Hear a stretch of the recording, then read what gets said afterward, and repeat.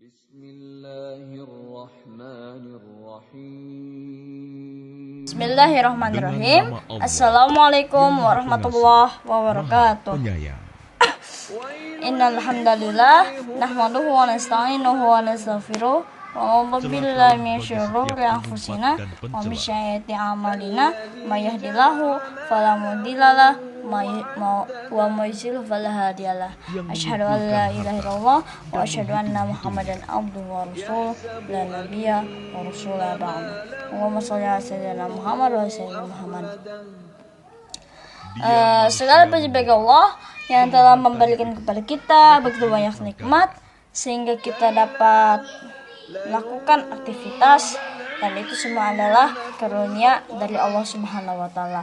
Shalawat dan salam semoga selalu tercurah kepada baginda Habibina wa Syafi'ina wa Maulana Muhammad sallallahu alaihi wasallam yang telah membawa ajaran Islam dari zaman jahiliyah menuju zaman Islamiyah. Alazi qad akhrajanas min zulumati ilan nur, yang membawa peradaban manusia dari zaman onta hingga zaman Toyota. Di sini saya ingin menyampaikan beberapa sejarah, yaitu sejarah tentang masuknya Islam ke Nusantara. Banyak yang berpendapat bahwa Islam masuk ke Nusantara ini pada abad ke-13, 15, 14 dan seterusnya. Sebenarnya itu adalah sebuah tahapan dari masuknya Islam ke Nusantara. Sebenarnya Islam masuk ke Nusantara ini sudah terjadi pada abad ke-7 dan juga pada tahun ke-5 kenabian. Ketika Nabi Muhammad SAW diboikot, maka Rasulullah SAW menugaskan lebih dari 70 orang untuk pergi ke Habasyah untuk meminta suaka politik. Nah, ketika mereka pergi ke sana, mereka menemukan seseorang raja yang sangat adil dan bijaksana. Dan orang-orang Quraisy ini tidak tinggal diam. Mereka mengirimkan dua orang utusan namanya Abdullah dan Amr bin As. Dan Amr bin As ini nanti ketika masuk Islam akan melakukan kota Mesir, nanti ketika dia masuk Islam, dan juga pada zaman Khulafaur Rasyidin, zaman Umar bin Khattab kalau tidak salah. Akhirnya mereka pergi ke sana, lalu Amr bin As mengatakan mereka ini hanyalah memecah belah agama kita, memecah belah kesatuan kita, memecah belah kerajaan kita. Lalu datang Ja'far bin Abi Thalib dan juga Raja Habasyah mengatakan, Raja Habasyah ini, apakah engkau bermaksud seperti apa yang dikatakan oleh Amr bin As? Lalu Ja'far bin Abi Thalib mengatakan, tidak, agama kami tidak mengajarkan seperti itu. Agama kami mengajarkan kami perdamaian. Walaupun kami dulu ya, sebelum kami masuk Islam, ketika kami masih jahiliyah, kami suka menyembah patung yang batu yang tiada artinya. Setelah itu kami juga suka makan, tidak peduli apa itu halal dan haram. Kami juga suka mabuk, kami juga suka berperang, dan juga kami mengerjakan kejahatan yang lainnya. Namun ketika datang petunjuk Allah, ketika datang Rasulnya Allah, ketika datang peringatan Allah, maka kami meninggalkan semua hal tersebut, walaupun itu adalah adat istiadat kami. Nah, akhirnya Raja Habasyah ini mendengarkan apa yang dikatakan oleh Ja'far bin Abi Thalib, dan hati Raja Habasyah ini bertanya-tanya, siapa yang mengajarkan itu? Yang mengajarkan kamu supaya tidak mengerjakan kejahatan yang seperti itu?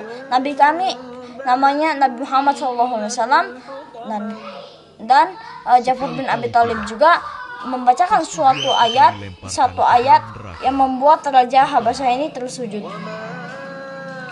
Apa ayatnya? Yang artinya, sungguh Isa bin Maryam berasal dari sumber yang sama. Maka Raja Habasyah ini sujud.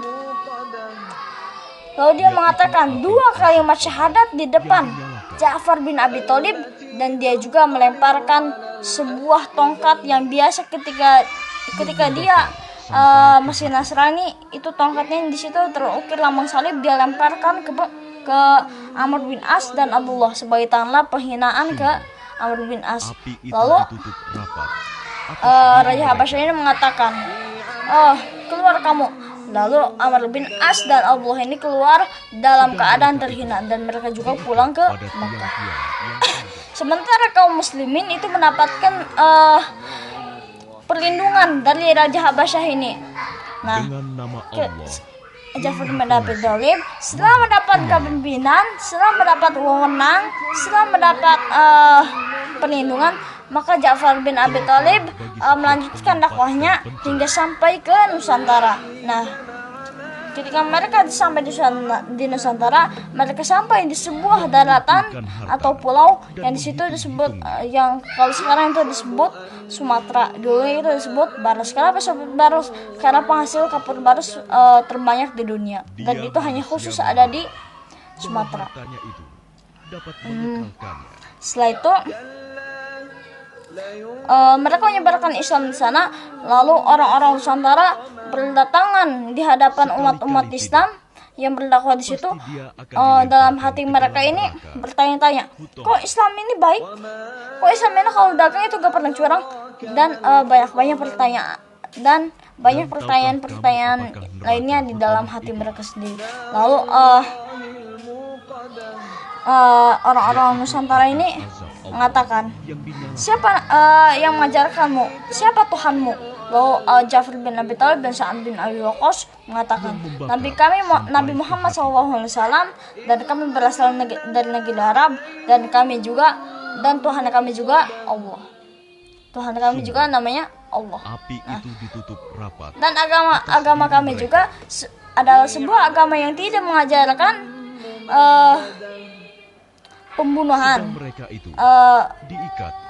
tidak mengajarkan pembunuhan, tidak mengajarkan apa itu perselisihan, yang tidak mengajarkan perselisihan, yang tidak mengajarkan itu pokoknya mah dijelasin sama Ja'far bin Abi Thalib dan Sa'ad bin Abi Waqqas.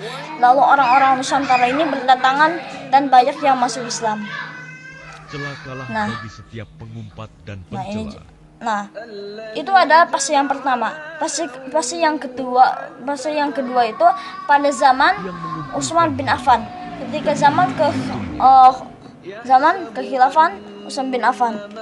Terjadi juga pada zaman Khulafaur Rasyidin. Orang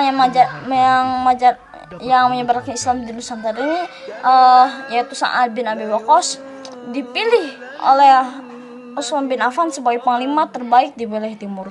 Lalu Sa'ad bin Abi Waqqas melanjutkan invasinya hingga sampai di negeri Cina. Dia bertemu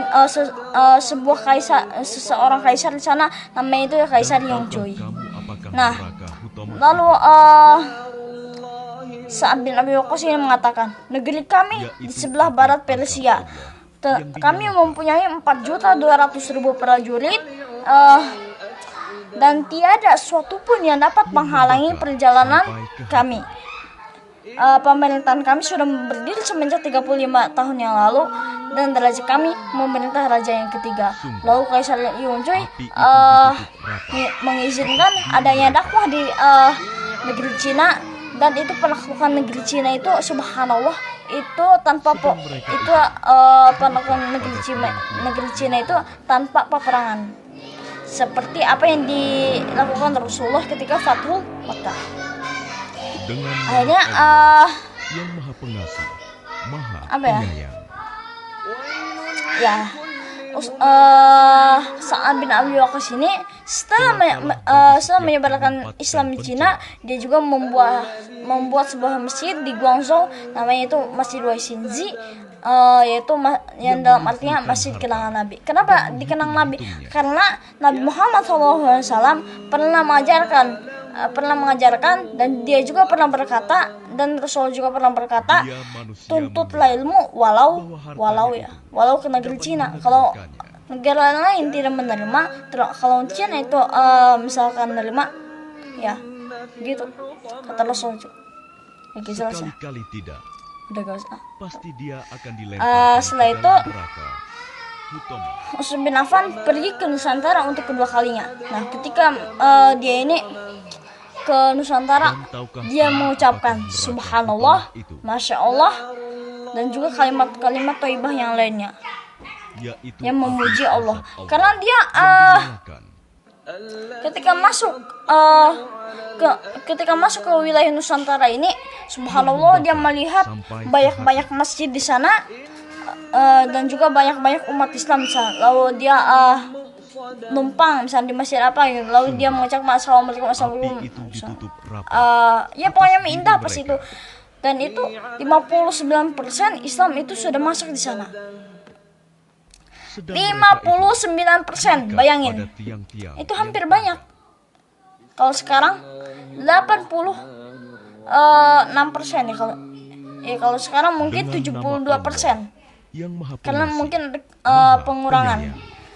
Nah, setelah itu lanjut lagi dalam pas yang ketiga, yaitu zaman Bagi setiap Muawiyah bin pendapat Abi dan Sufyan, pencela. zaman kekhalifahan Umayyah Khalifat ya kalau dalam bahasa yang Inggris, mengumpulkan dalam harta dan menghitung-hitung dalam bahasa Arab Khalifatul Umayyah kalau nggak salah ya, dalam bahasa Arab dia manusia ya, namanya juga mengira manusia, mungkin ada salahnya. hartanya itu Setelah itu, dapat mengekalkannya. nah, ketika zaman Muawiyah bin Abi Sufyan ini, Khalifah Muawiyah bin Abi Sufyan ini, dari kerajaan Sriwijaya, yaitu Maharaja Sinawarman, mengirimkan surat kepada Muawiyah bin Abi Sufyan. Lalu Muawiyah bin Abi Sufyan mengirimkan beberapa pasukan intelijen ke tanah Jawa untuk membangun kekhilafahan di sana. Yaitu Yang waktu itu api diperintah oleh azab seorang ratu, namanya Ratu Sima. Dulu kan nama yang membakar kerajaan Holingga. sampai ke hati. Nah, setelah itu ada surat yang lebih terbaca, yaitu surat dari Maharaja Srinawarman kepada Umar bin Abdul Aziz, yaitu dalam isinya itu, dalam suratnya itu, dari Mahadi Raja, keturunan 1000 raja, yang permaisurinya juga keturunan 1000 raja, yang wilayahnya terdiri dari 1000 pulau, dan di setiap pulaunya ada 1000 gunung, yang di setiap gunungnya mengalirkan 1000 sungai, yang tumbuh di sana pohon-pohon gaharu dan cendana yang wangi, yang tercium dari jarak 1000 mil, yang di kandangnya ada 1000 gajah, yang di armada perangnya ada 1000 kapal, kepada raja Arab yang tidak menyembah dewa-dewa selain satu Tuhan saja, maka kami kirimkan kepada hadiah sebagai tanda persahabatan di antara kita, maka kirimkan seseorang yang bisa mengajarkan agamamu kepadaku. Lalu surat itu sampai di tangan Umar bin Abdul Aziz. Namun Umar bin Abdul Aziz tidak hanya mengirimkan seorang mualim, tapi beliau juga mengirimkan beberapa budak. Ada 2 budak. Yang pertama itu berkulit putih, itu berasal dari negeri Afrika. Yang berkulit putih itu berasal dari negeri Roma. Yang berkulit hitam itu berasal dari negeri Afrika. Keduanya dikirimkan kepada Maharaja Sinawarman. Namun Maharaja Sinawarman hanya menerima 1 budak yang berkulit putih. Yang berkulit hitam dia kirimkan kepada dinasti Tang, sahabatnya, yang waktu itu diperintah seorang ratu yang namanya Ratu Wu Zetian. Akhirnya ketahuan tuh budak ini dari budak ini dari mana? Dari khalifah, dari kekhilafan Umayyah di Damaskus. Itu ketahuan. Akhirnya Ratu Zetian mengkudeta Maharaja Sinawarman, dan juga dari tanah Jawa itu diwakili oleh Wangsa Shailendra untuk mengkudeta Maharaja Sinawarman ini. Lalu Maharaja Sinawarman meninggal ketika di kudeta tersebut. Dan itu juga ada pembunuhan keluarga Maharaja Sinawarman. Namun dinasti Tang ini dibayar oleh dinasti Ming. Bukan dibayar pakai uang. Tapi dinasti Tang juga ada kudeta dari dinasti Ming sebagai balasannya dari dinasti Sriwijaya. Balasannya itu. Dinasti Tang kudeta Sriwijaya, lalu dinasti Ming kudeta dinasti Tang. Nah, setelah itu apa ya? Dia Terus manusia ya, ini adalah fase yang hartanya itu keberapa tadi? Kelima ya. mencelakakannya. Ini adalah fase yang kelima. Nah, ketika zaman Kesultanan Turki Utsmaniyah, yaitu nama Sekali-kali sultannya tidak. itu Sultan Muhammad I, Pasti dia yaitu akan sultan dilemparkan yang ke dalam neraka. menyatukan Turki Utsmani dari penjajahan, dari perang saudara Dan tahukah dan kamu dari apakah perselisihan. neraka Huthomah itu? Kenapa? Karena waktu itu ketika zaman Sultan Bayezid, ayahnya Api Sultan Muhammad azab I. Allah yang Jadi dinyalakan. ketika Sultan Bayezid itu membangun benteng Anadolu Hisari, beliau juga sebentar lagi pintu Konstantinopel yang di hadapan dia ini hampir terbuka. Namun di wilayah timur dari dinasti Api itu ditutup rapat. Timuri, dari dinasti Timuri ya, Mongol itu yang dipimpin oleh Timur Leng itu Sedang mereka itu diikat itu pada tiang-tiang yang mengeluaskan invasinya dan juga perebutan wilayah Turki Utsmani, yaitu kalau sekarang ibu kota penyayang. Republik Turki namanya itu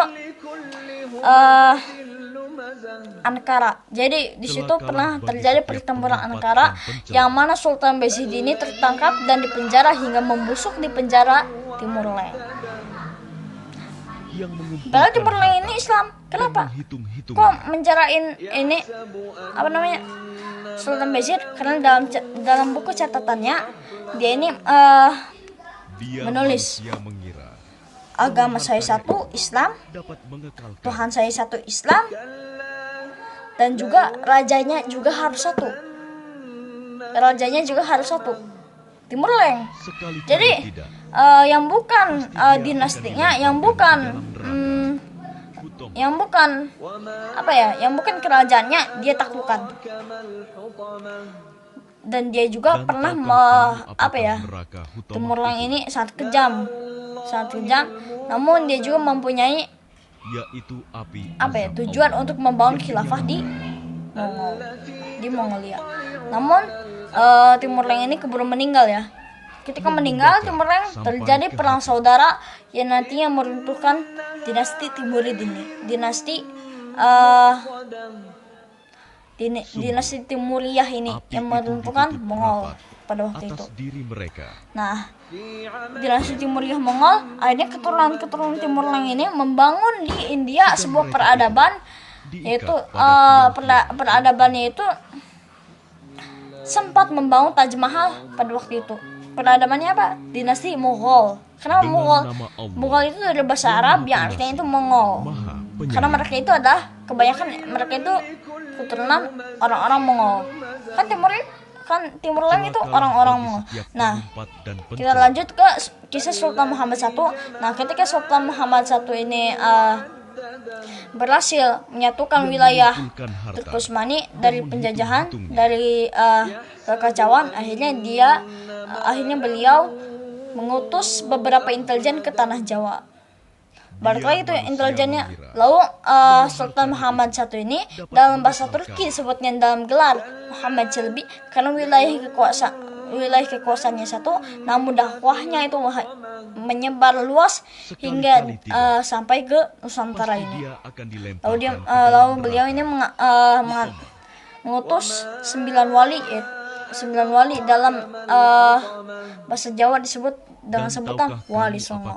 Mungkin hanya ini alhaqumi rabbikum fala takunanna minal mumtarin. Wassalamualaikum warahmatullahi wabarakatuh. Semoga bermanfaat insyaallah. Yang membakar sampai ke hati.